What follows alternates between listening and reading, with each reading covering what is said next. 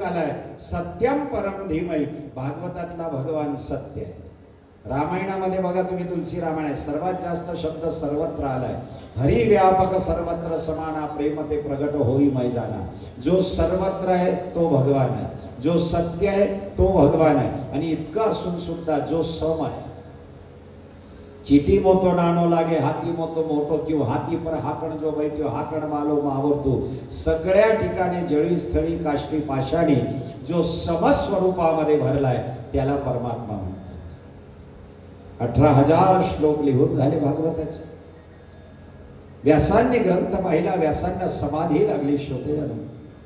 शेवटच्या श्लोकामध्ये एवढीच मागणी केली, भवे भवे यथा भक्ती पादयोस्तव जायते. मला दुसरं काही देऊ नका, तुमच्या चरणांची भक्ती द्या. सगळा श्लोक सगळे लिहून झाले. पण आता व्यासांना प्रश्न पडला, हे द्यायचं तरी कुणाला?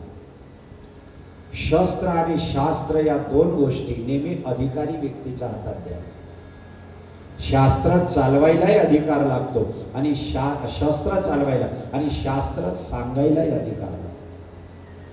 ज्याला परंपरा असेल त्याने व्यासपीठावर बसावे, ज्याला गुरुने सांगितलं असेल त्याने व्यासपीठावर बसावे. असाच अधिक महिना होता आणि अधिक महिन्याला माझ्या गुरूंच्या गावाला निजामपूरला 1 महिना भागवत चालतो. अधिकाच्या पोथीचा 1 अध्याय वाचायचा असतो आणि 1 तास प्रवचन करायचं, फक्त 1 तास भागवत, पण 1 महिना भागवत सांगायचं असतो.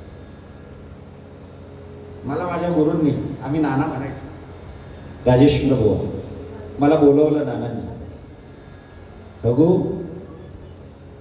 अरे माईचा मदतीला, माईकडनं आता होत नाही, जरा थोड्या वस्तू दे घे करायला येशील का? म्हटलं येऊ ना.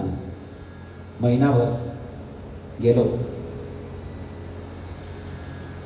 8-10 दिवस झाले, रोज कथा ऐकायचो गुरूंची.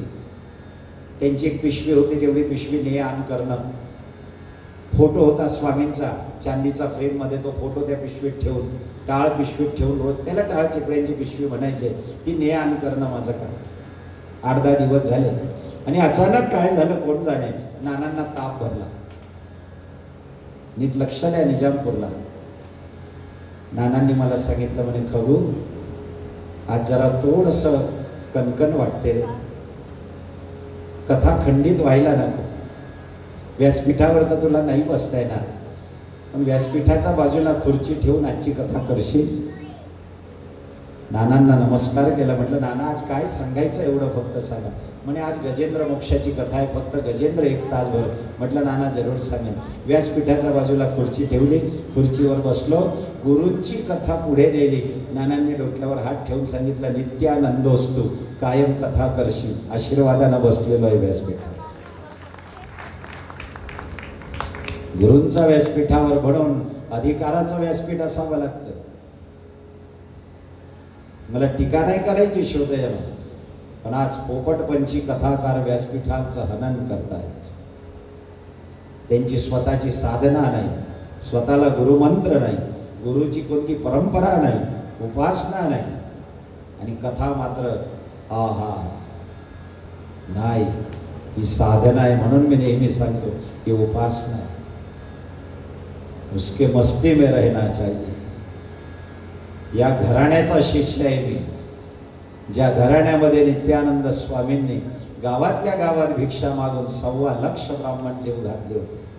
गुरु महाराज गुरु, जय जय परब्रह्म सद्गुरु, हे भजन ज्यांनी म्हणावं, गावाच्या बाहेर पडायचं नाही, गावातच भिक्षा मागायची निजामपूरला, आणि 1.25 लाख ब्राह्मण जीव घालायचे. एका बाईने एकदा भिक्षा मागायला गेले, दोघं डोळ्यांनी आंधळे होते, भिक्षा मागायला गेले. त्या बाईला कंटाळा आला, मेला रोज येतो भिक्षा मागायला, दोघं डोळ्यांनी आंधळ आहे. अंगणामध्ये माती होती, मूठभर माती उचलली आणि ती माती झोळीत टाकली. झोळीमध्ये धान्य होतं, अंगणातली माती झोळीमध्ये टाकली.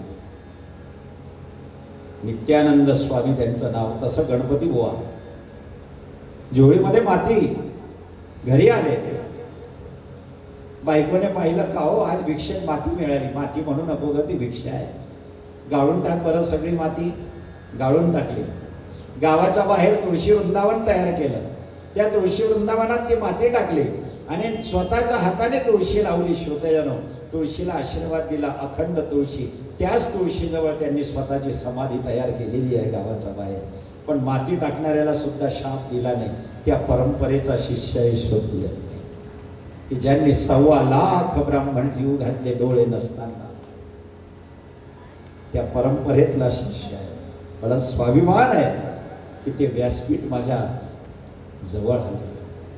आणि म्हणून व्यासपीठ बिझनेस नाही आहे. व्यासपीठ हृदयातून निघालेला आवाज आहे. कथा बिझनेस नाही आहे, पैशासाठी नाही आहे. कथा माझी मस्ती आहे, कथा आराधना आहे, कथा अभ्यास नाही आहे माझा, कथा ध्यास आहे.